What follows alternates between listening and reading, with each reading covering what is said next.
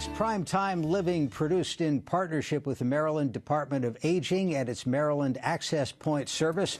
We are joined in the studio by Debbie Shanks, Physical Fitness Coordinator for Charles County Senior Centers. Debbie, thank you for being with us. Thank you. You can clip that right on there while we talk a little about what you do. You do TV shows? I do. We have two shows. We have one that's called Get Fit for Charles County. And we also have another show which is called Senior Connections, where we connect seniors with different health professionals, possibly different people in the community that they can work on. You clip that on there like somebody who's a professional. It was perfect. Don't mess with it. I was going to compliment your job from doing all these programs. What's your favorite part of it? Is there either a person you've helped, a success story, or a part of what you're doing in Charles County that you love the most? Every day when I walk in, it's a success story, because the people that are in there, they come to the center, they come to participate in activities, to have fun, number one, but also to get in shape and maybe do some things that they might not have tried before, yoga, Pilates, different types of fitness classes. But to see them thrive and to see them out in community and to see them doing other things is real important. So when we have these classes, it's just the underlying factor is for them to get in shape, but in the end they make friends, and so it's successful every day. When I walk into a class and I see, maybe 3 people that are working really hard, to the fact where we might walk in and see 25 people working really hard. So what's different when you run a fitness class for a group of older folks? Is it different? Because you used to teach general fitness classes. I teach all levels, or all age groups, I guess. So do you have to think about different things because the ability level might be different, the stamina might be different, there might be more pre-existing health problems? Yes, we do have to deal with the pre-existing health problems. We do have to maybe take things down a bit, but that doesn't mean that it's the same as we keep it pretty mainstream, because we run the same type of classes that the gyms do. And I think that some of our 80-year-olds can run ringers around some of the 30-year-olds in the gym, that is for sure. So we don't really stigma that. We just take each person as they come and then work with their abilities or their disabilities or whatever they can and can't do. We just take them at that level. So everybody would like to get to that point, to be the 80-year-old who could run circles around the middle-aged folks. Yes, I have 86-year-old tap dancers. Wonderful. So how did they get there?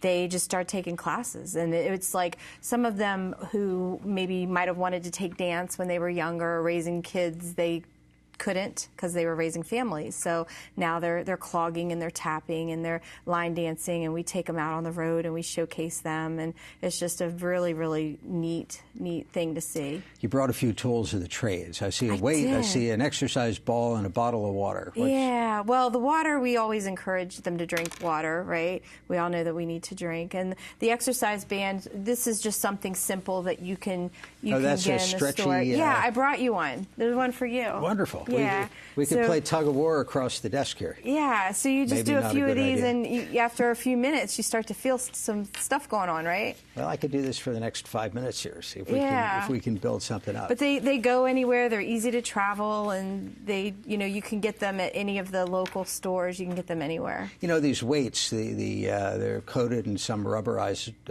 material. You see those, they're at Target and everywhere. Yeah, you get them at the dollar store, not the Five Below store, the dollar stores and stuff like that. You can get little weights. The important thing, while we stay on that shot for a second, I'll show you the number on this is a 3. Yeah. So that means that you don't have to be throwing around 20 pounds to have an impact. No, the point is just to lift something. If you don't have weights, if you don't have the band, I have a handy duffel bag down here. You could put some things in a duffel bag and just carry this around and weight this. I wouldn't recommend, making it too heavy, but just throw some clothing in there. Throw anything you want in there and just carry it around. We have the water bottle. This weighs about 1 pound, so you can. I didn't know that. That's a pound of water. Yeah, you can do little bicep curls or little presses overhead. So just taking whatever you have and just combining it into some type of routine. You don't want to lift this when it's frozen, though, because unless you got gloves. Let me remind our viewers, if you have a question about fitness for seniors, give us a call. We'll have the number up on the screen. Give me a motivational tip. You look like you'd be good at getting folks motivated. Well, I just really believe that health and fitness is a top priority. And so a lot of our seniors, they take medicine, right?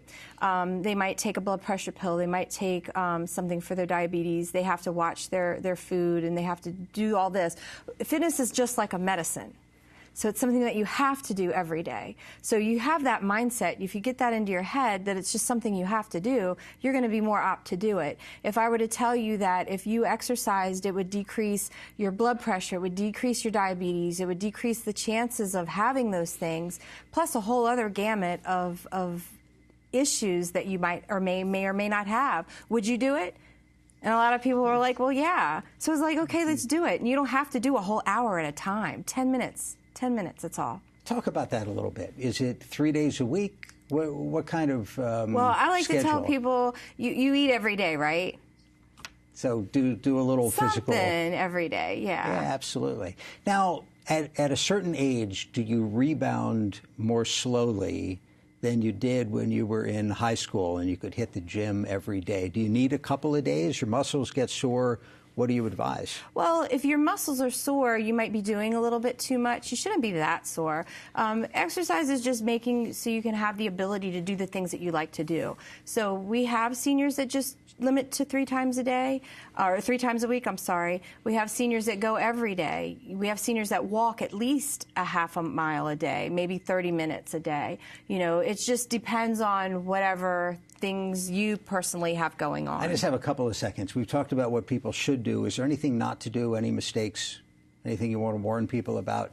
Well, a lot of times people think that to work out harder is better, and that's not necessarily the case. You get the weekend warriors that just really want to work out really hard, and then they're... Debbie Shanks, we got to leave it there. Thanks for coming by.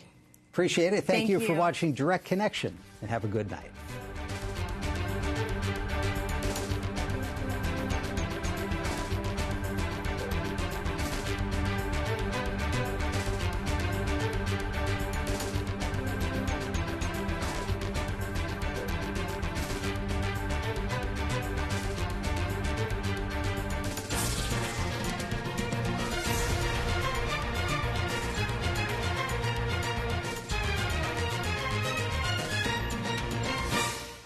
This program was made by MPT to serve all of our diverse communities.